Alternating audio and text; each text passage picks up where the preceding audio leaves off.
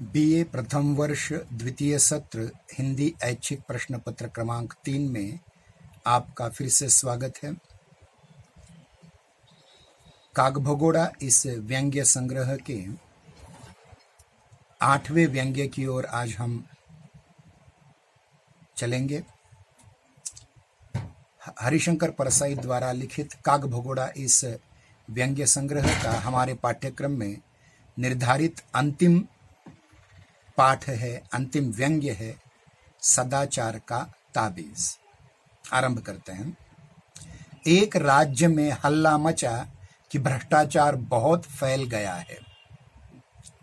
राजा ने एक दिन दरबारियों से कहा, प्रजा बहुत हल्ला मचा रही है कि सब जगह भ्रष्टाचार फैला हुआ है। हमें तो आज तक कहीं नहीं दिखा। तुम लोगों को कहीं दिखा हो तो बताओ। दरबारियों ने कहा, जब हुजूर को नहीं दिखा तो हमें कैसे दिख सकता है। राजा ने कहा, नहीं, ऐसा नहीं है। कभी कभी जो मुझे नहीं दिखता वह तुम्हें दिखता होगा, जैसे मुझे बुरे सपने कभी नहीं दिखते पर तुम्हें दिखते होंगे। दरबारियों ने कहा, जी दिखते हैं, पर वह सपनों की बात है। राजा ने कहा, फिर भी तुम लोग सारे राज्य में ढूंढकर देखो कि कहीं भ्रष्टाचार तो नहीं है। अगर कहीं मिल जाए तो हमारे देखने के लिए नमूना लेते आना, हम भी तो देखें कैसा होता है भ्रष्टाचार। एक दरबारी ने कहा, हुजूर, वह हमें नहीं दिखेगा।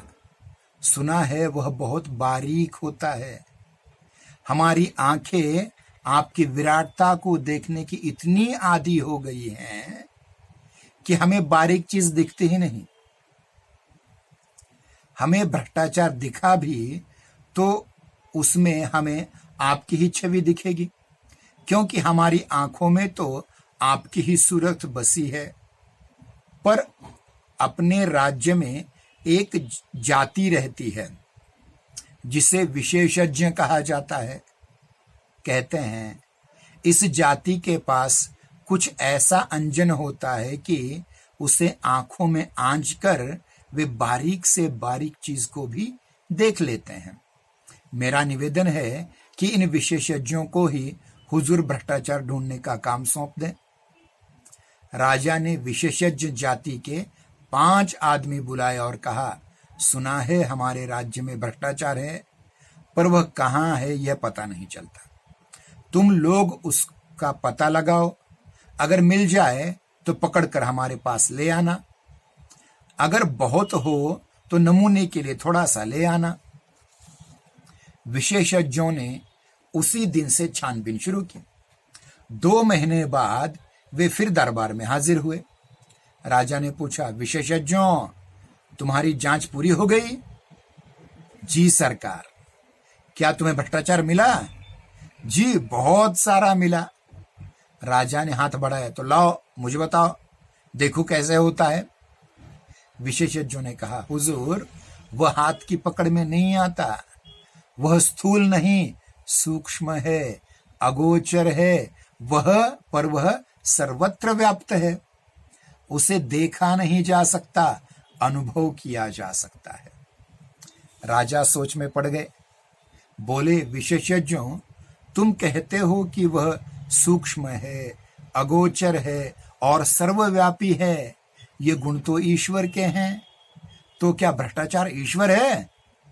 विशेषज्ञों ने कहा, हाँ महाराज, अब भ्रष्टाचार ईश्वर हो गया है। एक दरबारी से ने पूछा, पर वह है कहाँ? कैसे अनुभव होता है? विशेषज्ञों ने जवाब दिया, वह सर्वत्र है।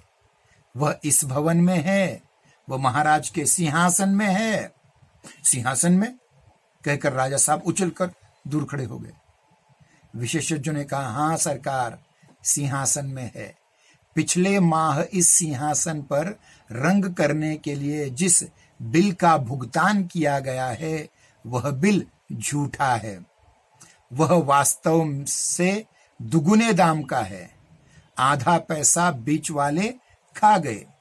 आपके पूरे शासन में भ्रष्टाचार है और वह मुख्यतः घूस के रूप में, जिसको हम रिश्वत भी कहते हैं, घूस के रूप में है।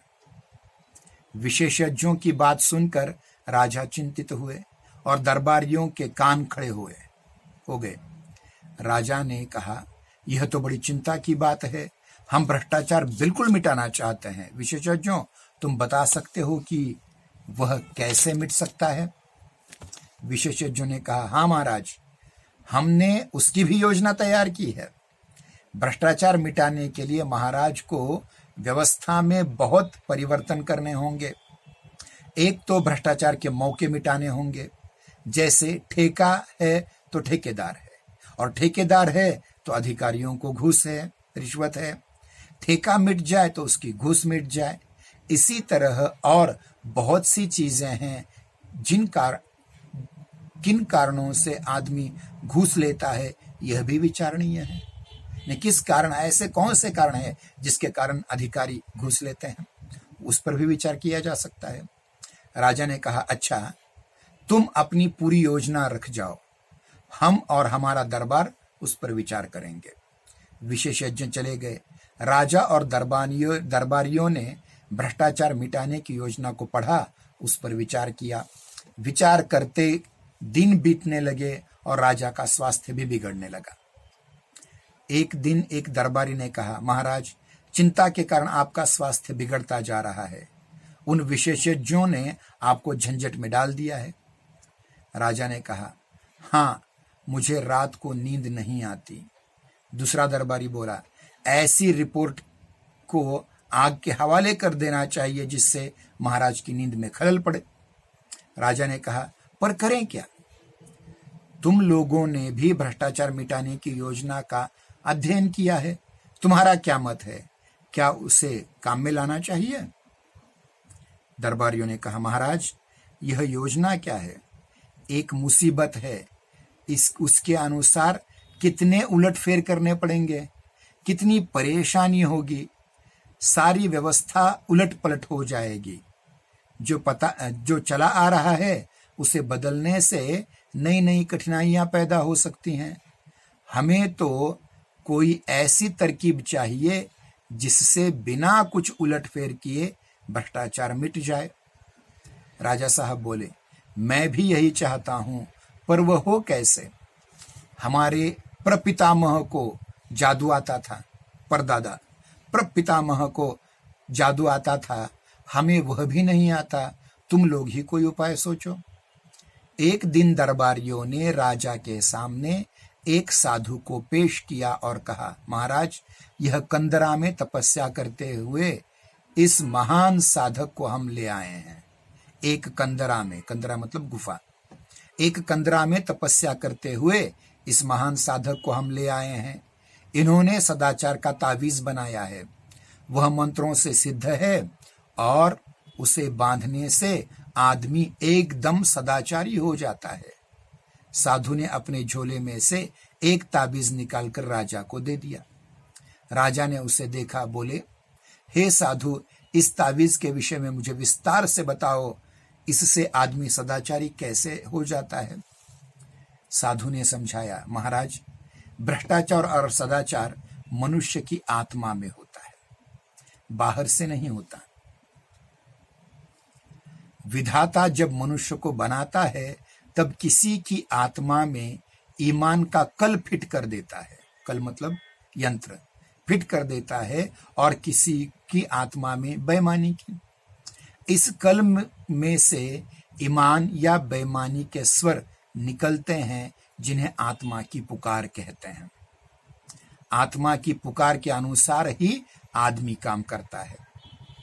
प्रश्न यह है कि जिनकी आत्मा से बेईमानी के स्वर निकलते हैं, उन्हें दबाकर ईमान के स्वर कैसे निकाले जाएं? मैं कई वर्षों से इसी के चिंतन में लगा हूं। अभी मैंने यह सदाचार का तावीज बनाया है। जिस आदमी की भुजा पर यह बंधा होगा वह सदाचारी हो जाएगा। मैंने कुत्ते पर भी प्रयोग किया है। यह तावीज गले में बांधने से कुत्ता भी रोटी नहीं चुराता। बात यह है कि इस तावीज में से भी सदाचार के स्वर निकलते हैं। जब किसी की आत्मा बेईमानी के स्वर निकालने लगती है, तब इस तावीज की शक्ति आत्मा का गला घोंट देती है और आदमी के तावीज के ईमान के स्वर सुनाई दे पड़ते हैं। वह इन स्वरों को आत्मा की पुकार समझकर सदाचार की ओर प्रेरित होता है। यही इस तावीज का गुण है महाराज। दरबार में हलचल मच गई। दरबारी उठ उठ कर तावीज को देखने लगे। राजा ने खुश होकर कहा, मुझे नहीं मालूम था कि मेरे राज्य में ऐसे चमत्कारी साधु भी हैं। महात्मन, हम आपके बहुत आभारी हैं। आपने हमारा संकट हर लिया। हम सर्वव्यापी भ्रष्टाचार से बहुत परेशान थे, मगर हमें लाखों नहीं करोड़ों तावीज चाहिए। हम राज्य की ओर से तावीज़ों का एक कारखाना खोल देते हैं। आप उसके जनरल मैनेजर बन जाइए और आपकी देखरेख में बढ़िया तावीज बनवाएंगे। एक मंत्री ने कहा, महाराज, राज्य क्यों इस झंझट में पड़े? मेरा तो निवेदन है कि साधु बाबा को ही ठेका दे दिया जाए। वे अपनी मंडली से तावीज बनवाकर राज्य को सप्लाई कर देंगे। राजा को यह सुझाव पसंद आया। साधु को तावीज बनाने का ठेका दे दिया। उसी समय उन्हें 5 करोड़ रुपए कारखाना खोलने के लिए दिए, पेशगी मिले। राज्य के अखबारों में खबरें छपी, सदाचार के तावीज की खोज, तावीज बनाने का कारखाना खुला। लाखों तावीज बन गए। सरकार के हुक्म से हर सरकारी कर्मचारी की भुजा पर एक एक तावीज बांध दिया गया। भ्रष्टाचार की समस्या का ऐसा सरल हल निकल आने से राजा और दरबारी सब खुश हो गए थे। एक दिन राजा की उत्सुकता जागी। सोचा, देखें तो कि यह ताबीज कैसे काम करता है। वह वेश बदलकर एक कार्यालय में गए। उस दिन 2 तारीख थी। कितनी तारीख थी? 2। एक दिन पहले ही तनख्वाह मिली थी, वेतन प्राप्त हुआ था। वह एक कर्मचारी के पास गए और कई काम बताकर उसे 5 रुपए का नोट देने लगे। कर्मचारी ने उन्हें डांटा, भाग जाओ यहां से, घूस लेना पाप है। राजा बहुत खुश हुए। ताबीज ने कर्मचारी को ईमानदार बना दिया था। कुछ दिन बाद वह फिर वेश बदलकर उसी कर्मचारी के पास गए। उस दिन 31 तारीख थी, महीने की आखिरी तारीख। पगार का सारा पैसा खत्म हो चुका था। राजा ने फिर उसे 5 का नोट दिखाया और उसने लेकर जेब में रख दिया। राजा ने उसका हाथ पकड़ लिया, बोले, मैं तुम्हारा राजा हूं, क्या तुम आज सदाचार का तावीज बांध कर नहीं आए? बांधा है सरकार, ये देख लीजिए। उसने आस्तीन चढ़ा करके तावीज दिखा दिया। राजा असमंजस में पड़ गए। उनकी समझ में नहीं आया, फिर ऐसा कैसे हो गया। उन्होंने तावीज पर कान लगाकर सुना। तावीज में से स्वर निकल रहे थे, अरे आज 31 है, आज तो ले ले, आज तो ले ले, आज तो ले ले। इस प्रकार से सदाचार का तावीज, यह पाठ समाप्त हो जाता है। हरिशंकर परसाई जी ने इस पाठ में भ्रष्टाचार और सदाचार की लड़ाई एक प्रकार से दिखाने की कोशिश की है, लेकिन भ्रष्टाचार इतना सत्य बन चुका है मानव जीवन का कि बिना भ्रष्टाचार के आज की व्यवस्था जी नहीं सकती। और यह व्यवस्था सदाचारी से सदाचारी व्यक्ति को भ्रष्टाचारी बना देती है। जैसा इस तावीज ने जब पगार हुई तब सदाचारी रहा और पगार खत्म हो गई तब वह भ्रष्टाचारी बन गया। इस प्रकार से इस व्यंग्य कथा में हरिशंकर परसाई जी कहते हैं। इस तरह काक भगोड़ा इस व्यंग्य संग्रह के 8 व्यंग्य हमने आपके सम्मुख प्रस्तुत किए हुए हैं। पहला व्यंग्य संग्रह था जिसका शीर्षक है इंटरव्यू मुफतलाल का होना डिप्टी कलेक्टर, दूसरा एक तृप्त आदमी, तीसरा अनशनकारी, चौथा एक दीक्षांत भाषण, पांचवा राम सिंह की ट्रेनिंग, छठा चमचे की दिल्ली यात्रा, सातवां विज्ञापन में बिकती नारी और अंतिम सदाचार का तावीज।